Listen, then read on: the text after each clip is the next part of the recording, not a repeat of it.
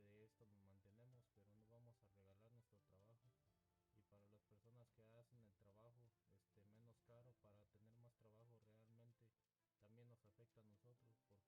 porque no es que no tengamos trabajo, solamente que siempre hay que mantener